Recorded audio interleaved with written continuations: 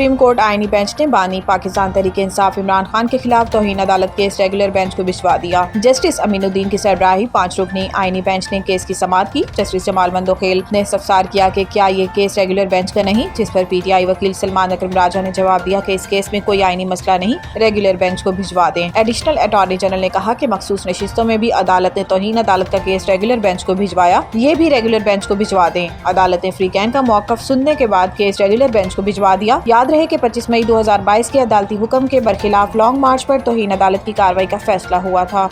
بھارت نہ صرف خطے بلکہ پوری دنیا کے امن کو خطرے میں ڈال رہا ہے۔ ڈی جی ISPR، ڈی جی ISI اور لیفٹیننٹ جنرل احمد شریف چودھری کا کہنا ہے کہ گزشتہ رات بھی بھارت کی جانب سے پاکستان کے مختلف علاقوں میں حملے کیے گئے، جنہیں پاک فوج نے بروقت کارروائیاں کرتے ہوئے ناکام بنایا۔ ڈی جی ISPR lieutenant general Ahmed Sharif Chaudhry نے بتایا کہ بھارت کی جانب سے لاہور، چکوال، راولپنڈی، اٹک، بہاولپور، چور میانو، گجرانوالہ اور کراچی کے قریب 12 مقامات پر ہیروپ ڈرونز بھیجے گئے، جنہیں پاک فوج کے چوکنا اہلکاروں نے بروقت کارروائیاں کرتے ہوئے تباہ کیا۔ تباہ ہونے والے بھارتی ڈرونز کا ملبہ متعلقہ علاقوں میں موجود ہے۔ ترجمان پاک فوج نے بتایا کہ لاہور میں پاک فوج کے 4 افسران زخمی ہوئے، جبکہ سندھ کے علاقے میانو میں ایک سویلین شہری شہید ہوا۔ اس کے علاوہ تمام ڈرونز کو تباہ کر دیا گیا۔ ڈی جی ISPR کا کہنا تھا کہ 6 اور 7 مئی کو بھارت نے پاکستان پر حملے کی غلطی کی، جس کا اسے بھاری نقصان اٹھانا پڑا۔ ہندوستان عقل مندی کے تمام راستے کھونے کے قریب ہے۔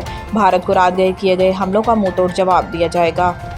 وزیر اعظم شہباز شریف نے 2 ٹوک پیغام دیا ہے کہ بھارت نے گزشتہ رات جو فاش غلطی کی ہے، اس کا خمیازہ بھارت کو ضرور بھگتنا ہوگا۔ شہیدوں کے خون کے ہر قطرے کا ضرور حساب لیا جائے گا۔ وزیر اعظم شہباز شریف نے قوم سے خطاب کرتے ہوئے کہا کہ گزشتہ رات دنیا نے دکھا کہ کئی گنا بڑے دشمن کو گھٹنے ٹیکنے میں چند گھنٹے لگے۔ جو طیارے بھارت کا غرور تھے اب راکھ اور نشان عبرت بن چکے ہیں۔ وزیر اعظم نے کہا کہ ہمارے شاہینوں نے دشمن پر کاری ضربیں لگائیں، یہ ہمارا دندان شکن جواب تھا، جس پر اسکواڈرن لیڈر MM عالم کی گرج تھی۔ ان کا کہنا تھا کہ بھارت نے جو حرکت کی، اس کا خمیازہ ضرور بھگتنا ہوگا۔ عہد کرتے ہیں شہیدوں کے خون کے ہر قطرے کا ضرور حساب لیا جائے گا۔ وزیر اعظم نے کہا کہ ہم نے ثابت کر دیا کہ پاکستان دفاع میں منہ توڑ جواب دینا جانتا ہے۔ پاکستان پائلٹس نے اعلیٰ ترین پیشہ ورانہ مہارت اور شجاعت سے دشمن کے جہازوں کے پرخچے اڑا دیے۔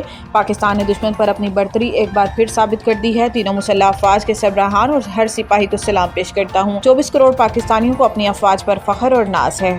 پاکستان اور بھارت کے نیشنل سیکیورٹی ایڈوائزرز کے درمیان رابطہ ہوا ہے۔ اسحاق ڈار کی تصدیق۔ نائب وزیر اعظم اور وزیر خارجہ اسحاق ڈار نے پاکستان اور بھارت کے نیشنل سیکیورٹی ایڈوائزر کے درمیان رابطے کی تصدیق کر دی۔ پاکستان اور بھارت کے درمیان جاری کشیدگی کے دوران دونوں ملکوں کے نیشنل سیکیورٹی ایڈوائزرز کے درمیان رابطہ ہوا۔ اس بات کی تصدیق نائب وزیر اعظم اور وزیر خارجہ اسحاق ڈار نے کی۔ اسحاق ڈار کا کہنا تھا کہ بھارت نے جو کچھ کیا ہے وہ ناقابل معافی ہے۔ بھارت نے پاکستان کے خلاف جنگی اقدام کیا، اس لیے پاکستان مناسب جواب دینے کا حق رکھتا ہے۔ اس سے قبل نائب وزیر اعظم اور وزیر خارجہ اسحاق ڈار نے سیکرٹری جنرل OIC حسین ابراہیم طاہا سے رابطہ کیا اور بھارت کی حالیہ جارحیت سے بھی آگاہ کیا۔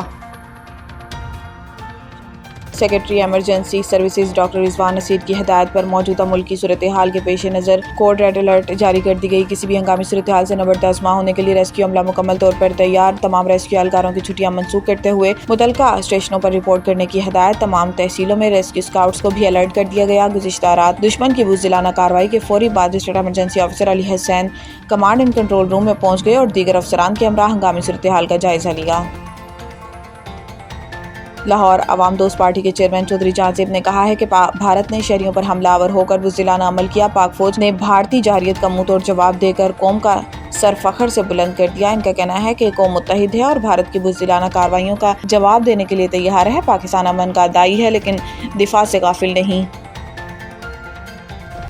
ڈکیتی کی واردات پر فوری ایکشن، ٹریکٹر ٹرالی برآمد، ایک ملزم گرفتار۔ SSP جامشور اور ظفر صدیق چھانگا نے کوٹری کے علاقے میں ڈکیتی کی واردات کا سختی سے نوٹس لیتے ہوئے متعلقہ پولیس کو فوری کارروائی کے احکامات جاری کر دیے۔ احکامات کے نتیجے میں کوٹری سائیڈ پولیس نے DSP Kotri Shah Nawaz جوکھیو، SHO side زاہد جتھیال کی سربراہی میں فوری کارروائی کرتے ہوئے چھینی گئی ٹریکٹر ٹرالی برآمد کر لی اور ایک ملزم کو گرفتار کر لیا۔ کوٹری پولیس نے ایک ملزم فرمان علی کو گرفتار کیا، جبکہ ایک اور نامزد ملزم امتیاز چانڈی اور 3 نامعلوم ملزمان تاحال فرار ہیں، جن کی تلاش جاری ہے۔ متاثرہ شہری ندیم احمد ایوان کی رپورٹ درج کی گئی تھی۔ SSP جامشورو کی خصوصی ہدایت پر پولیس تفتیش عمل تیز کر دیا گیا تاکہ مفرور ملزمان کو جلد از جلد گرفتار کیا جا سکے۔